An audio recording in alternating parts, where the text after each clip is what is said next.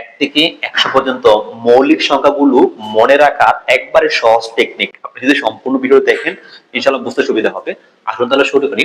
1 থেকে 10 পর্যন্ত মৌলিক সংখ্যা হলো 4টি, হ্যাঁ।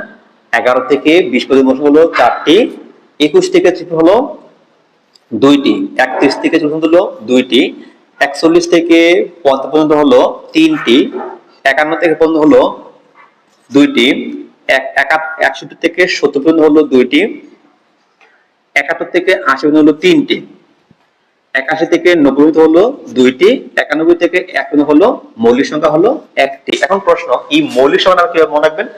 আমরা যেভাবে মোবাইল নাম্বারটা মনে রাখি 10টা, আপনারা কিভাবে মনে রাখবেন দেখেন বলি। 1 থেকে 10 পর্যন্ত বললাম। 4 4 2 2 3 2 2 3 2 1।